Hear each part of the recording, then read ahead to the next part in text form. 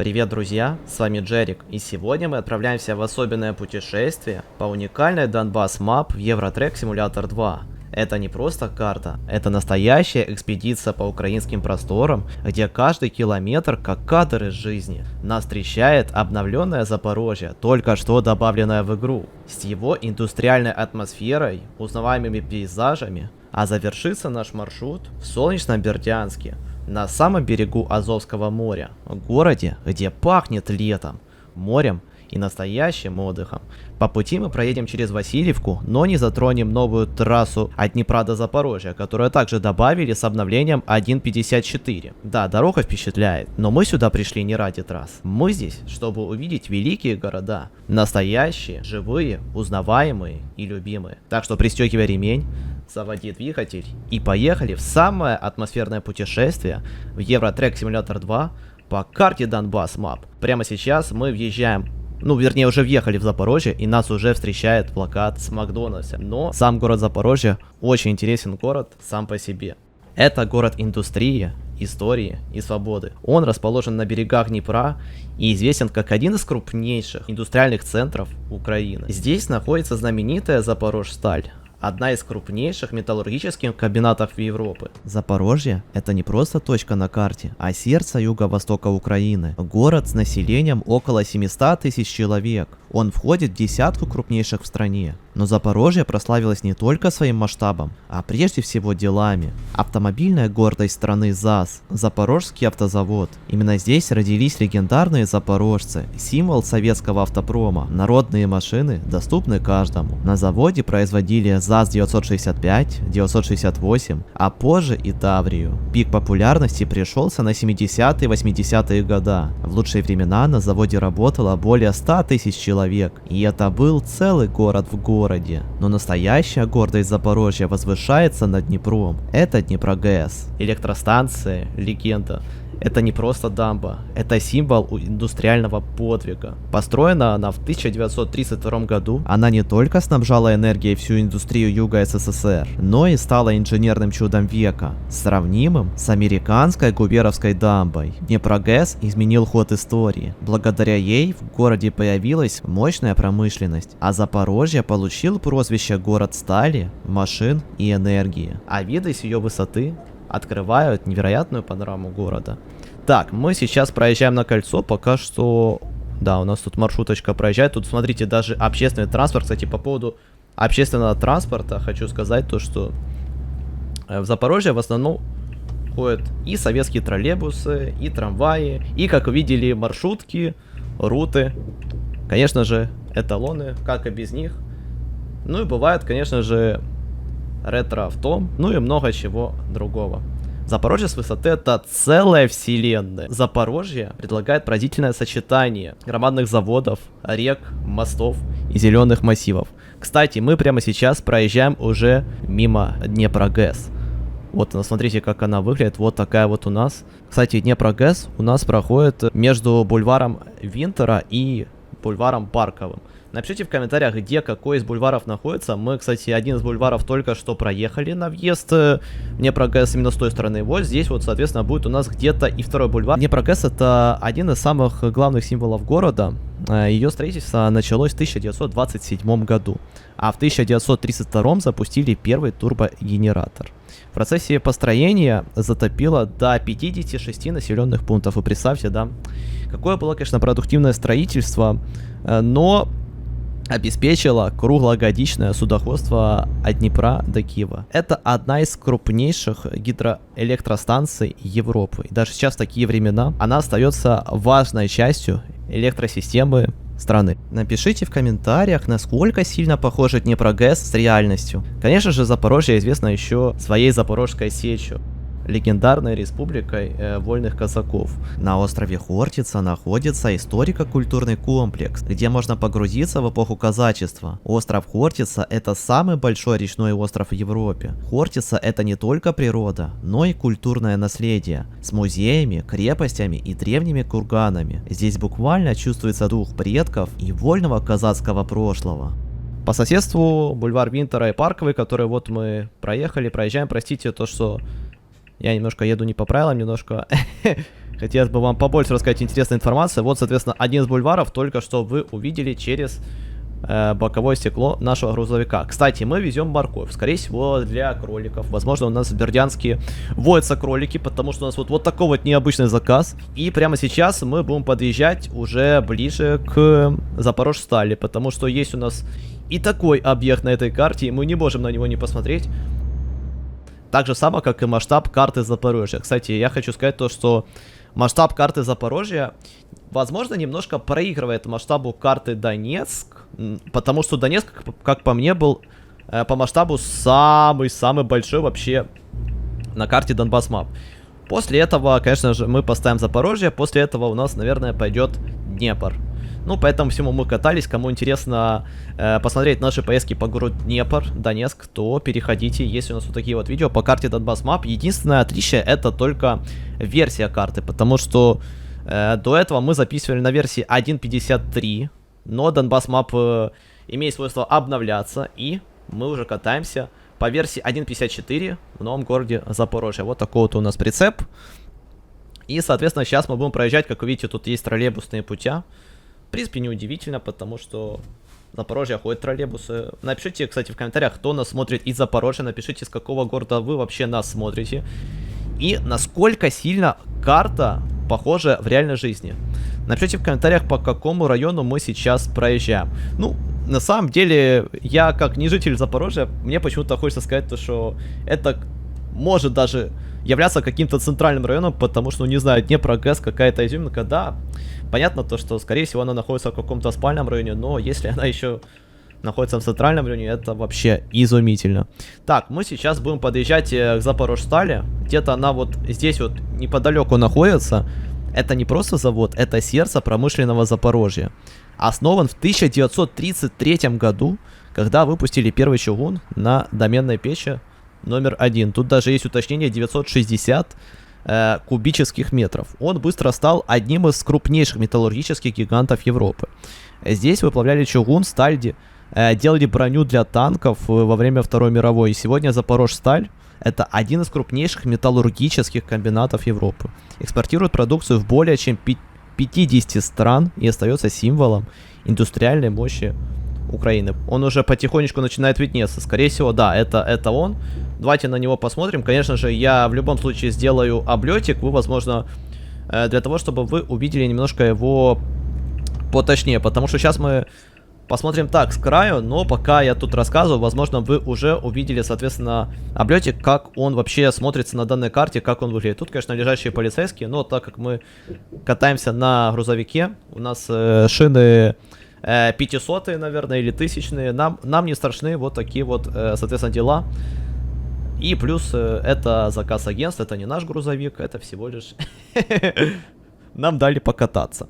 Вот, сейчас мы, наверное, развернемся, будем выезжать уже из Запорожья и посмотрим, что вообще нас ожидает дальше. Тут даже есть вот трамвайчики. Как мы помним, в Днепре тоже катались трамвайчики, и вот, смотрите, вон он, виднеется вход в Запорожсталь. Ну, мы туда заезжать не будем, так как там можно и заблудиться, конечно же. Поэтому давайте все-таки мы поедем уже по маршруту и будем ехать в сторону Васильевки, Бердянска и так далее. Мы, кстати, увидим с вами, скорее всего, автовокзал, какой-то архитектурный сюрприз, возможно. Поэтому давайте поскорее поднажмем и выйдем из Запорожья. Но честно, не хотелось бы этого делать, потому что я смотрю на эту изумительную работу от автора карты Donbass Map.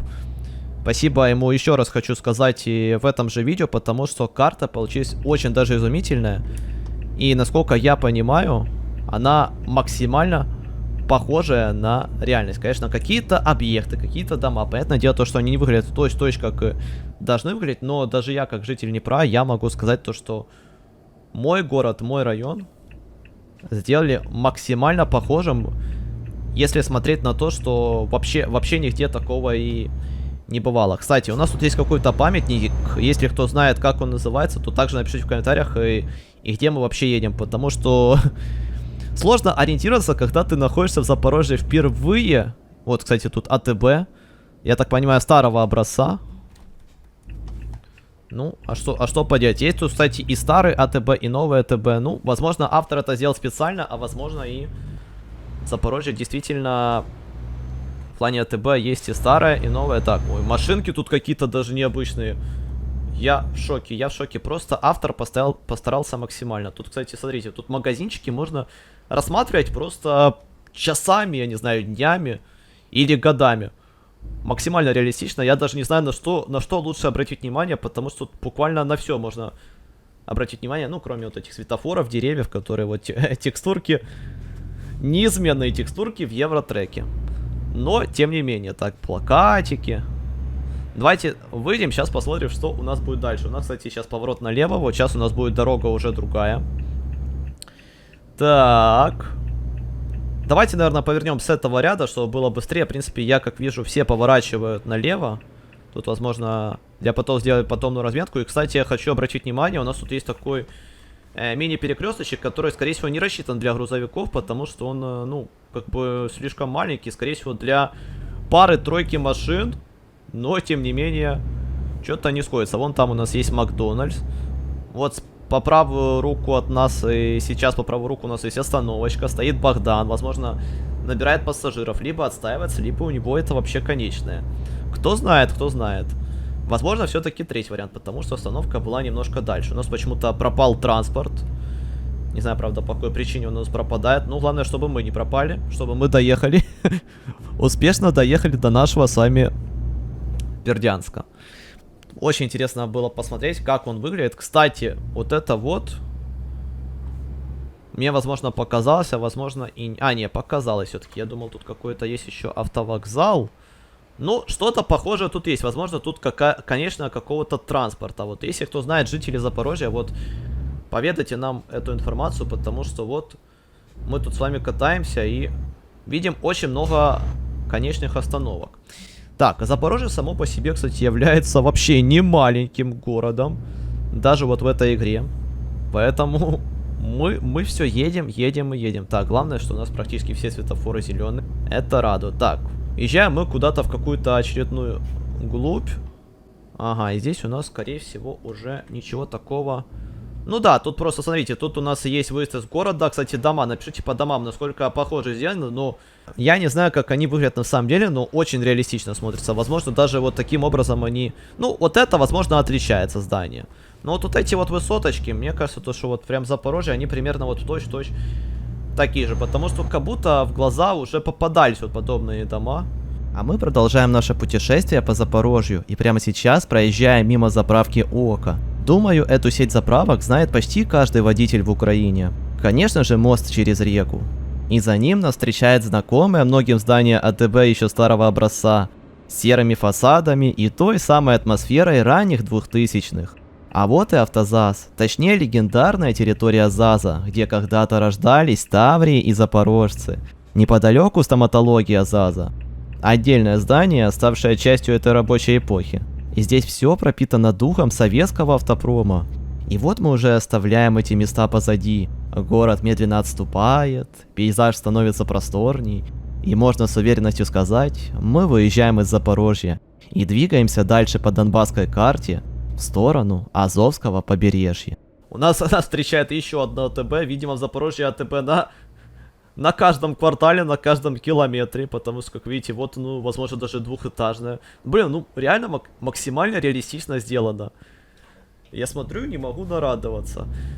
Знаете, не знаю, как у вас, но мне после подобных карт по типу Donbass Map хочется поскорее самому уже побывать в таких городах, потому что максимально интересно сделано, не просто, знаете, какое-то однообразие, реально есть на что посмотреть. Вот особенно вот в Донецке вот тот торговый центр «Золотые ключи», если мне память не изменяет. Вот, реально очень много всяких достопримечательностей. Ты вот поворачиваешь голову, смотришь, и реально тебе хочется еще посмотреть. Вот еще одно ТБ, ну это уже четвертое.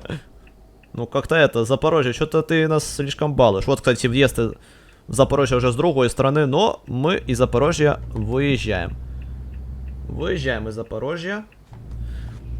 И едем в сторону автовокзала.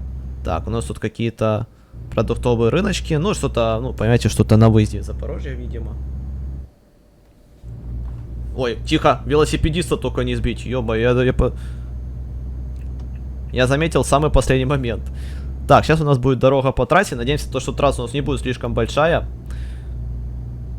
Потому что мы сюда пришли, как я в самом начале сказал, все-таки посмотреть на то, как выглядят наши с вами обновленные города на такой карте, как Donbass Map. Напишите в комментариях, возможно, вы знаете еще какие-то карты. Если вы знаете какие-то еще карты вот по типу Donbass Map, там Укрмап, возможно. Кстати, вот СВК Мир, сейчас тоже скажу по этому поводу. Если вы... и в Каменское заехали. Если вы знаете какие-то карты, напишите, какую из карт, ну, которую вы, возможно, знаете, там, по украинским городам или по вашим городам вы считаете лучше. Или, возможно, вы считаете лучшим, если мы просто будем с вами играть в игре и обозревать там то, что выходит в игре, там какая-то Греция и так далее. Потому что лично для меня Donbass Map считается одной из лучших и максимально реалистичных, максимально похожих вообще карт, которые могут быть вот в Euro Truck Simulator 2. Потому что реалистичнее я вообще ничего не видел. Даже Euro Truck так круто не рисует. Кстати, мы уже выехали из Каменского и проезжали мы мимо сельскохозяйственного производительного кооператива «Мир». И была там такая вывеска. Ну и автозал стоматология. Конечно же, эти предприятия, они также демонстрируют локальную экономику вообще вот Украины, Запорожья в целом. Вот. Сейчас мы будем уже приближаться к автовокзалу Васильевки. Мы проезжали Приморское, Каменское. Это, конечно же, основные логистические транспортные узлы региона. Вот мы, кстати, уже въезжаем в Васильевку. Вот она у нас вот такая вот. Так, у нас тут пиццерия. Наверное, стоит остановиться покушать пиццу, но, к сожалению, у нас грузовик прицепленный. Не помню, как там эти грузчики говорят, там цепляющий, цепленый. Короче, с прицепом, поэтому мы не можем... Ну, кстати, мы могли, в принципе, тут парковаться, но, может, тут не ради пиццы пришли, правильно? Кстати, если кто кушает, то вам, конечно же, приятного аппетита. Вот, а мы тут посмотрим. Ну, Васильевка, да, скорее всего, тут особо ничего. Хотя не, смотри-ка, есть там какое-то... ну вот, кстати, вот, скорее всего, вот это вот автовокзал Васильевки. Посмотрите, вот как светофор выглядит. Я не знаю, я вот сколько видел автовокзалов, но как по мне, вот автовокзал Васильевки как будто самый какой-то вот оригинально красочный, что ли. Мне он вот с первого взгляда уже нравится, он как светофор. Реально необычно смотрится. Он прикольный. Так, такой аккуратный. Вот в реальной жизни не знаю, конечно же, но если вдруг кто-то смотрит нас из Васильевки, то напишите, насколько автовокзал вообще похож. Ну, реально классно выглядит. Очень красочно. Реально супер. Так, сейчас мы будем из Васильевки, к сожалению, уезжать. Скорее всего, в Васильевке, кроме автовокзала, нас ничего больше не будет ждать. Хотя... Пока непонятно, дорога максимально загадочная. Мы не знаем, что нас ждет впереди.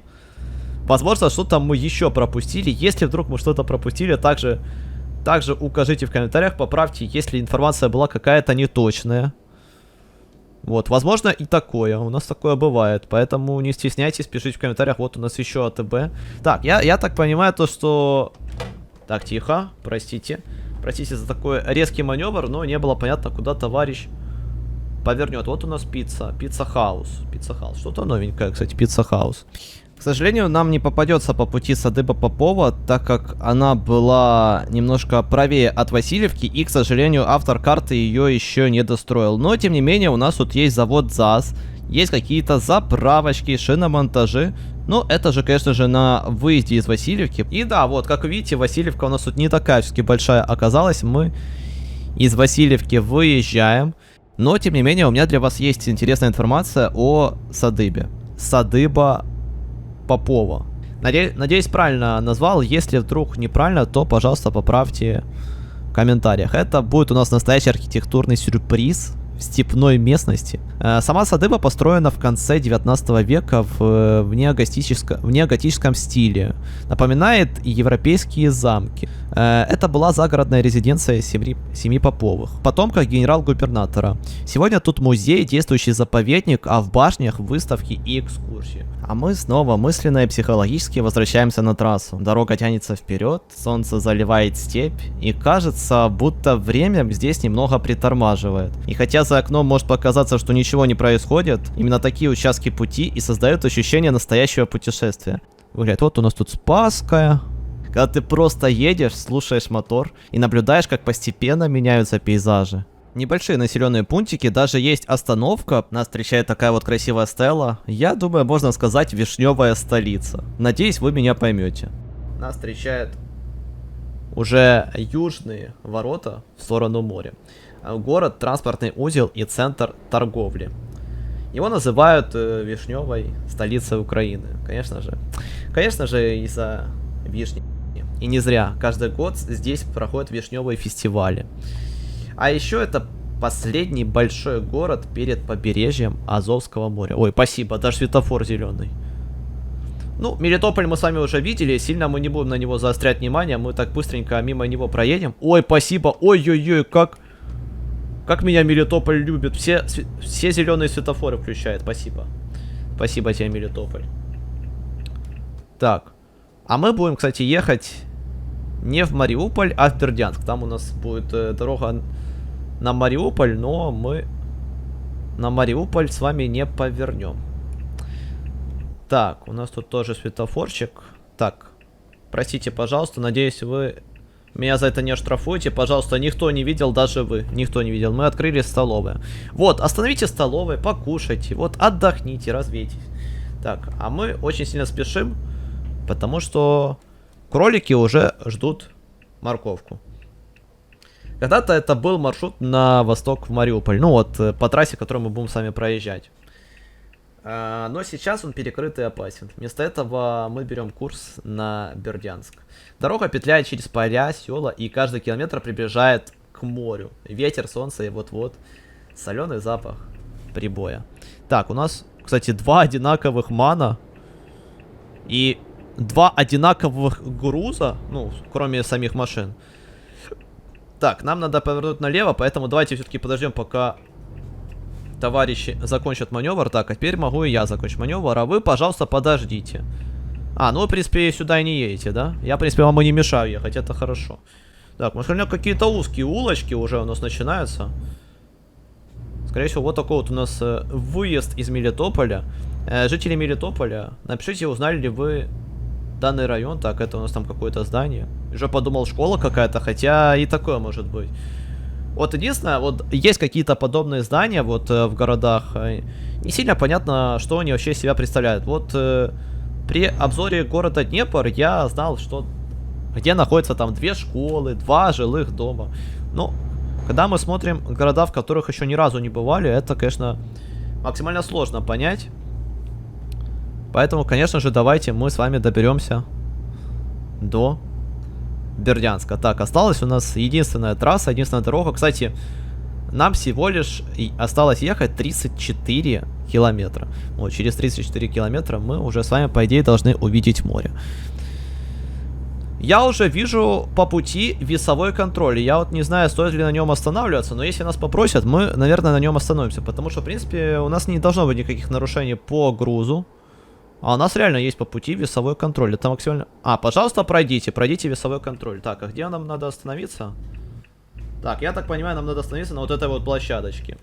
Нас попросили остановиться, поэтому давайте остановимся. Так, надеюсь, мы сейчас сделаем все грамотно, все правильно. Ой-ой-ой, ой, какая-то... А я влезу на эту площадочку? Я так-то не... На самом деле... Так, полная масса средства 31 тонна, можете продолжать движение. Так, все, спасибо. Так, проверку мы с вами прошли. Так, а теперь надо аккуратно отсюда. Ой, спасибочки, спасибо, братчик. Спасибо за то, что пропустил нас. Спасибо, дорогой. Так, давайте мы вывернем из кольца. Так, вроде как мы ни под кого не попали. А вот та самая трасса. Вот, смотрите, слева была трасса на Мариуполь. Ну, вернее, если прямо ехать. А мы повернули направо, мы едем в город Бердянск. Кстати, у нас еще один весовой контроль. Я вот не знаю, возможно, сейчас снова нас попросят остановиться. Если вдруг нас попросят остановиться, мы, конечно же, следуем этому правилу, потому что Нам нечего скрывать, мы покажем массу своего багажника, своего груза багажника. Нет, смотрите, опять просят остановить. Так, ну это уже какое-то хамство. Нет, простите, конечно, но мы перед этим останавливаемся. Возможно, на весь... А, ну я теперь должен вот сюда вот... Ой, собачки даже тут гуляют. Ой, собачечки, гав-гав-гав, здравствуйте. Так, у нас тут собачки даже гуляют. Ну давайте остановимся, я так понимаю, мне надо где-то вот здесь. Полная масса транспортного средства 31 тонна, можете продолжать движение. Отлично. Так, все. Нас тут слишком надолго не задержали, поэтому давайте... Так, все. Практически как настоящий дальнобой. Вот не хватает, конечно, руля от МОЗа. Вот кто играет в Евротрек на руле, напишите, какой руль вы, возможно, используете. Потому что я знаю то, что есть такой руль именно для грузовика, такой широкий МОЗа. Точно не помню, какая модель, но... Думаю, то, что многие поняли. Так, а что это? А, у нас тут припаркованные дальнобойщики. Я думаю, что это... Что-то слишком много, кстати, стоят. Мы, кстати, уже въехали в Бердянск. Незаметно. Так, но Бердянск пока что каким-то видами нас сильно не радует. Пока что тут все за... Зеленое, короче, зазелено, хотел сказать. Но мне кажется, это не сильно будет грамотно. Пока что тут такая зеленая полянка. Как у нас в Днепре на Левобережном 3. Так, Бердянск это финальный аккорд маршрута. В принципе, мы уже, по сути, приехали, но не до конца. Курортное сердце Азовского моря, побережье. Здесь мягкий песок, теплая вода, бесконечные пляжи. Бердянская коса уходит в море, разделяя лагуны и заливы. Вдоль набережной. Аттракционы, кафе. Так, пожалуйста, не подрезайте. Аквапарки и, конечно же, знаменитый зоопарк. Это место, куда хочется возвращаться каждое лето. Так, у нас здесь какая-то церковь или какой-то храм. Если кто знает, в каком именно районе мы проезжаем, также укажите в комментариях. Но наш маршрут уже подбегает к своему завершению. Так, и давайте посмотрим, будет ли у нас виднеться море. И как вообще выглядит море в Евротрек Simulator 2. Река, возможно, выглядела не максимально атмосферно, но главное то, что она там, конечно же, была. Так, а я так понимаю, то, что у нас тут сужение дороги. Так, и товарищи нас, по идее, пропустят. Так. Твоя энергия, твоя дорога, твоя АЭС Донбасс Петролиум. Честно, не знаю такой АЭС, и даже сложно предположить, существует ли она в реальности или хотя бы в данном городе, потому что данное название мне уже встречается не первый раз.